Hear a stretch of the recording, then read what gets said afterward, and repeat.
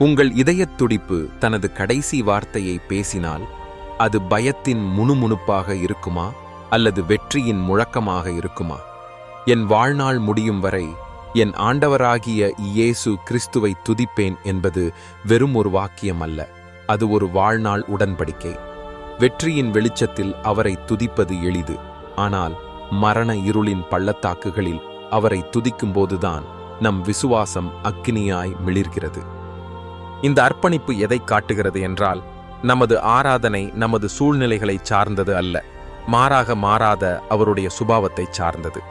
நாம் சுவாசித்த முதல் கிருபையின் மூச்சு முதல் நித்தியத்திற்குள் நாம் நுழையும் அந்த நொடி வரை நம் வாழ்க்கை ஒரு தொடர்ச்சியான நன்றியின் கீதமாக மாறுகிறது. முடிவு வரை அவரை துதிப்போம் என்று நாம் சொல்லும்போது, அவர் இந்த உலகத்தின் எந்த புதையலை விடவும் மேலானவர் என்றும் எந்த சோதனைக்கும் அஞ்சாத பலமானவர் என்றும் பறைசாற்றுகிறோம். நம் குரல் மங்கிப்போகும் தருணத்திலும் நம்மை மீட்டெடுத்த சிலுவையை பற்றியும் ஒருபோதும் நம்மை கைவிடாத அந்த அன்பை பற்றியும் நம் ஆத்துமா தொடர்ந்து பாடும்.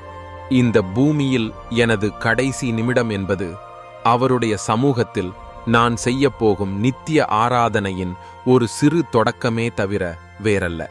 இறுதியாக நீங்கள் ராஜாதி ராஜாவின் முன்னால் நிற்கும்போது, இங்கே பூமியில் நீங்கள் தொடங்கிய அந்த துதி பாடலை அங்கே தொடர்ந்து பாட உங்கள் ஆத்துமா ஆயத்தமாக இருக்குமா?